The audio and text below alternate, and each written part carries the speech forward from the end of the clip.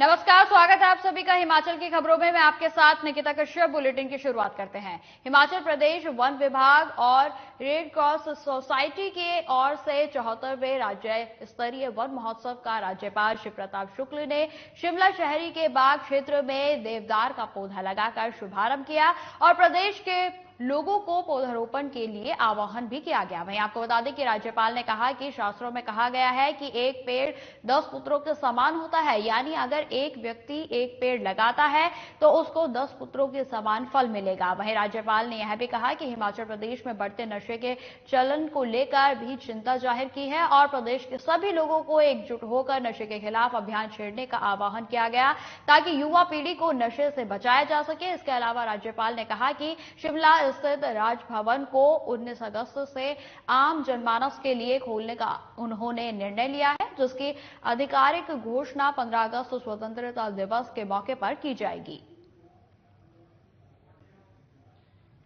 73वां one महोत्सव है और सबसे पहले तो मैं इसमें वन विभाग के लोगों को अपनी शुभकामना देता हूं। उसके बाद उन सभी लोगों को शुभकामना देने का काम करता हूं जिन लोगों ने वृक्षारोपण को अपनाया है। हिमाचल प्रदेश देवभूमि है, हरितिमा यहाँ की अपनी शोभा है, तो इस नाते सभी लोगों को मिल करके इसको और हरित बनाने का प्रयत्न करना चाहिए। वैसे तो प्रकृति स्वयं हिमाचल को वनों से आच्छादित की है, लेकिन हम सब लोग मिलकर करके अगर एक भी वृक्ष लगाएंगे तो हमारे यहाँ शास्त्रों में कहा गया है कि एक वृक्ष 10 पुत्र समान।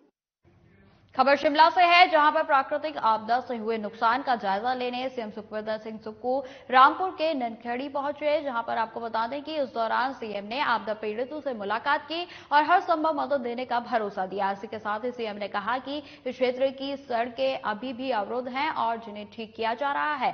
सेब सीजन के चलते सड़कों को बहाल करना सरकार की पहली प्राथमिकता है। उन्होंने यह भी कहा कि ननखड़ी ब्लॉक के पंचायतों में आपदा से काफी नुकसान पहुंचा है, जिसके लिए उन्होंने 2-2 लाख रुपए देने की घोषणा की है। उनके निर्देशन डीसी को दे दिए गए हैं, उनके माध्यम से ये पैसा जल्द ही आवंटित कर दिया जाएगा। ध्यान आपदा के लिए है और इस विषय को भी मैं ध्यान में रखूंगा। अभी हमने ननखड़ी ब्लॉक की जितनी भी पंचायतें हैं, जो पंचायतों के द्वारा रास्ते खोलने हैं, उसके लिए मैंने सब जगह सिचुएशन के हिसाब से कई जगह 5 लाख, कई जगह 10 लाख, कई जगह 15, जो ननखड़ी ब्लॉक की है, और सभी पंचायतों को मिनिमम 2-2 लाख रुपया देने की मैंने अभी माननीय डीसी साहब को ऑर्डर दे दिए है। कल तक वो सारा पैसा आ जाएगा। जिनके मकान पार्शली डैमेज हुए हैं, हमने रिलीफ को जो पहले 5,000 मिलता था 20 गुना बढ़ाकर 1 लाख कर दिया है और ये सारी डिस्ट्रीब्यूशन जल्दी हो जाएगी। और जहां तक हमारा अभी पूरा ध्यान जो है सरकार का, वो आपदा राहत पीड़ितों को राहत पहुंचाना है और जो बागवान का सेब है वो मंडियों तक पहुंचाने की तरफ लिए है। इसलिए मैं पूरे क्षेत्र का दौरा कर। अब खबर शिमला से है, जहां पर सीएम के प्रधान मीडिया सलाहकार नरेश चौहान मीडिया से रूबरू हुए। उस दौरान उन्होंने कहा कि केंद्र की तरफ से हिमाचल को जो भी राहत मिली है वो राशि केंद्र के पास पेंडिंग थी। हिमाचल प्रदेश में भारी बारिश की तबाही के बाद 8,000 करोड़ से ज्यादा का नुकसान हुआ है। तो उसके बाद मुख्यमंत्री दिल्ली में जाकर प्रधानमंत्री और गृह मंत्री से मिले और प्रदेश को इस आपदा की घड़ी में राहत देने की मांग की गई। वहीं उन्होंने कहा कि केंद्रीय मंत्री नितिन गडकरी ने जो राहत देने की बात कही है वो एनएच और 4 लेन के लिए है। प्रदेश में इसके अलावा अन्य सड़कें, बिजली और जल परियोजनाएं काफी बुरी तरह से प्रभावित हुई हैं, जिसके लिए प्रदेश को केंद्र से बड़ी राहत की उम्मीद है।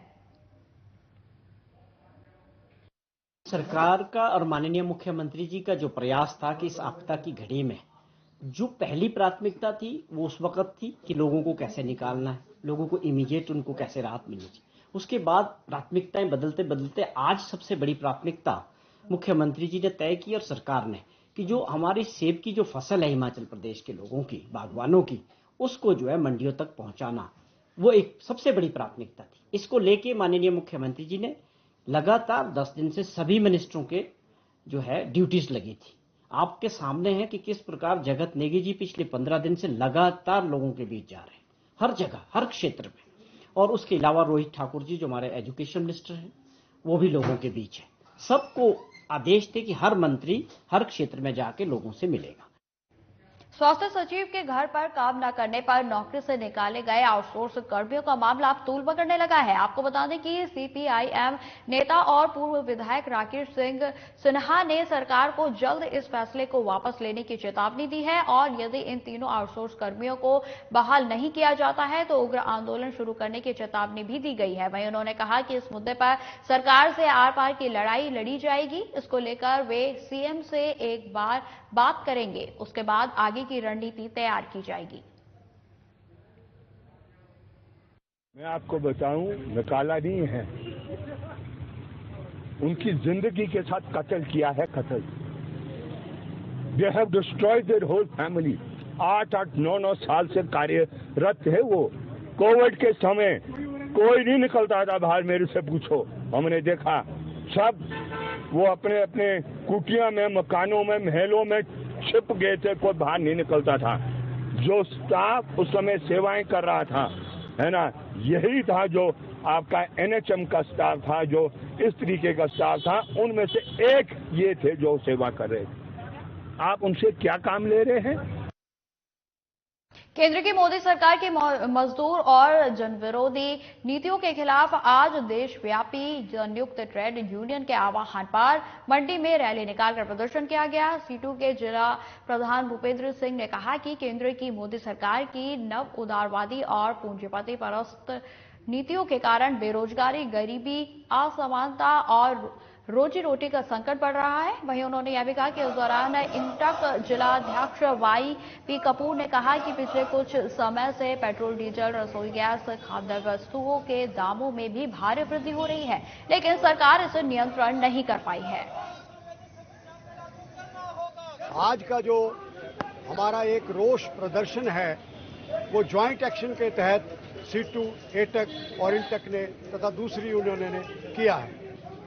हिंदुस्तान में अगर हम बैक हिस्ट्री में जाएं, 1919 और 1921 में जब हिंदुस्तान में आजादी की लड़ाई लड़ी जा रही थी तो उस वक्त हिंदुस्तान की एंटायर वर्किंग क्लास सड़कों पे आई।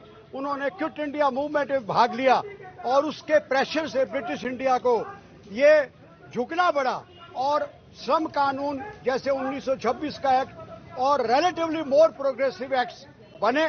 बाद में आजादी के बाद भी 1956 का एक्ट बना और दूसरे वर्क्समैन कंपनसेशन एक्ट बने, लेकिन वर्तमान सरकार ने 44 कानूनों को के बजाय 4 कोड बना दिए। हमारी मांग है कि in the interest of working class ये चेंज किया जाए और पिछले कानूनों को बहाल किया जाए। आज मंडी जिला मुख्यालय में जो मजदूरों का जो प्रदर्शन हो रहा है, इसमें 3 मजदूरों के जो संगठन है जो राष्ट्रीय स्तर पे आह्वान है उसके अंदर शामिल है, जिसमें सीटू है, इंटक है और एटक है। और ये जो आह्वान है ये केवल मंडी में नहीं, आज पूरे देश के अंदर जो एक महत्वपूर्ण दिवस के भी आज है वो है 9 अगस्त। और आज के ही दिन 1942 में 9 अगस्त को उस समय के जो स्वतंत्रता आंदोलन था उन्हें आह्वान किया था कि अंग्रेजों भारत छोड़ो। तो आज ये जो सभी मजदूर संगठन है केंद्र के अंदर जो नरेंद्र मोदी की सरकार है जो लगातार पिछले 9 साल से मजदूरों के हकों के लिए जो कानून बने थे उनको निरस्त कर रही है, उनकी जगह कोड लेके आई है। हम ये आह्वान आज कर रहे हैं कि इस सरकार को सत्ता में बने रहने का कोई अधिकार नहीं है, इसलिए आज से ही एक अभियान छेड़ा जाएगा और अगले साल तक इसको जारी रखा जाएगा। हाल ही में राज्य स्तरीय ओरिएंटेशन प्रोग्राम हाल ही में शिमला में आयोजित किया गया, जिसमें सभी नोडल ऑफिसर्स, जिला Ayurvedic officers, sub divisional Ayurvedic officers ने हिस्सा लिया। इस दौरान आयुर्वेदिक चिकित्सकों को भी निक्षय पोर्टल पर एनरोल करने की बात कही गई और इसके अतिरिक्त शहरी और ग्रामीण क्षेत्रों में आयुष चिकित्सकों और अधिकारियों को पेश आने वाली समस्याओं से निपटने के बारे में भी जानकारी दी गई। वहीं आपको बता दें कि टीबी मुक्त भारत के लक्ष्य को समय पूरा करने की दिशा में आगे बढ़ते हुए अब आयुष चिकित्सकों को भी इस अभियान में जोड़ा गया है और अब आयुर्वेदिक स्वास्थ्य संस्थाओं में आने वाले टीबी मरीजों की जानकारी आयुर्वेद चिकित्सक निक्षय पोर्टल पर अपलोड करके इसके लिए आयुर्वेदिक अधिकारियों और चिकित्सकों के निक्षय आईटी जनरेट किए जाएंगे। आयुष विभाग तो शुरुआत से ही जो है वो जितने भी रेफरल्स होते थे उनके एएचसीज में आते थे, आयुर्वेदिक हेल्थ सेंटर्स में, उनको जो है रेफरल यूनिट के तौर पे जो है काम कर रहा था और पेशेंट्स को भेज देता था। फिर धीरे धीरे जो है जब रिपोर्टिंग में कहीं ना कहीं गैप आया तो उसमें ये किया गया कि आयुष विभाग को जो है वो निक्षय आईडी जो है जनरेट की जाए, जो हेल्थ डिपार्टमेंट के साथ हुआ था। और उसमें जो है हमारे एडिशनल डायरेक्टर ने भी शिरकत की थी और उनको जो है वो रीओरिएंटेट किया गया कि इसमें जो है आप किस हिसाब से जो है वो पोर्टल में जो है अपने आप को एनरोल करेंगे।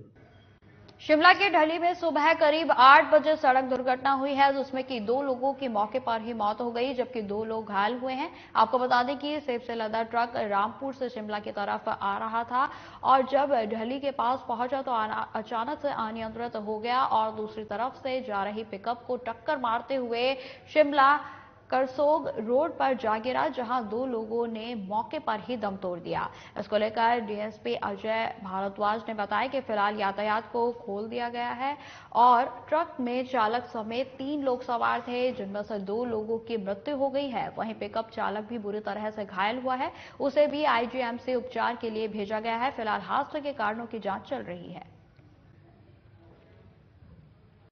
ट्रैफिक तो अभी खोल दिया हमने बोथ साइड और 2 लोग अभी बैठे हैं, 2 को आईजीएमसी ले जाया गया है और हमारे पुलिस के लोग वहीं पे थे जो हमारा नाका है, तो तुरंत वो भी पहुंच गए थे, क्रेन भी पहुंच गई थी और अभी प्रेजेंट हमने ट्रैफिक खोल दिया है। बाकी इन्वेस्टिगेशन उसको अभी ये तो कुछ नहीं बता पाएंगे, लेकिन ये भी होते थे रात को ये चलते भी है या चक्के भी जैसे कई बार जाम हो जाते थे, वो तो पता रहेगा बाद में मैकेनिकल इंस्पेक्शन के बाद ही। हिमाचल प्रदेश की राजधानी शिमला के दयानंद स्कूल की इमारत पर खतरा मंडरा रहा है। यहां ओल्ड बस स्टेशन के पास हो रहे काम की वजह से स्कूल की एक इमारत को खतरा हो गया है। आपको बता दें कि स्कूल की मुख्य इमारत और यहां दूसरी इमारत दोनों एक साथ जुड़ती हैं और ऐसे में मुख्य मार्ग पर भी लगातार खतरा मंडरा रहा है। यदि खतरे की जद में आई इमारत गिरती है तो इससे स्कूल की मुख्य इमारत भी असुरक्षित हो जाएगी। इस बीच दयानंद स्कूल में पढ़ने वाले करीब 1500 बच्चे डर के साए में पढ़ाई करने के लिए मजबूर हैं। इसको लेकर बच्चों के अभिभावकों ने स्कूल प्रशासन से इस बारे में बात की, जहां स्कूल की प्रिंसिपल ने बताया कि खतरे की जद में आई बिल्डिंग में कोई कक्षाएं नहीं हो रही हैं। लोक निर्माण विभाग को जल्द से जल्द काम करने के लिए कहा गया है। हम आए थे स्कूल की स्थिति देखने के लिए कि यहाँ क्या हुआ है, क्योंकि बहुत सुनने में अखबारों के थ्रू, आप लोगों के थ्रू पता चलता रहता है कि बिल्डिंग अनसेफ हुई है कुछ ऐसा, तो हम देखने आए थे। तो ये देख करके यही पता चल रहा है कि बिल्डिंग अनसेफ है, उसमें तो कोई दो राय नहीं है, क्योंकि इसमें 2 यूनिट में बनी हुई एक मेन बिल्डिंग है और एक उसके पीछे दूसरा यूनिट है उसका। तो वो बेशक अलग अलग बना हुआ है लेकिन वो रिस्क पर है और उसमें जब तक सेफ्टी मेजर्स नहीं लिए जाते तब तक ये रिस्क रहेगा। किस तरह की कंडीशन है उसमें की है? वो ऐसे ये जो काम पीछे चल रहा था, पीडब्ल्यूडी का वो काम चल रहा था, उसकी वजह से ये स्कूल की बिल्डिंग को नुकसान हुआ है। तो वैसे तो सारा कसूर तो उन्हीं की वजह का है कि वो उनको पीडब्ल्यूडी को चाहिए कि वो जल्दी इसको कर दे। फिलहाल इस बुलेटिन में इतना ही। खबरों की और भी जानकारी के लिए बने रहे हमारे साथ। नमस्कार।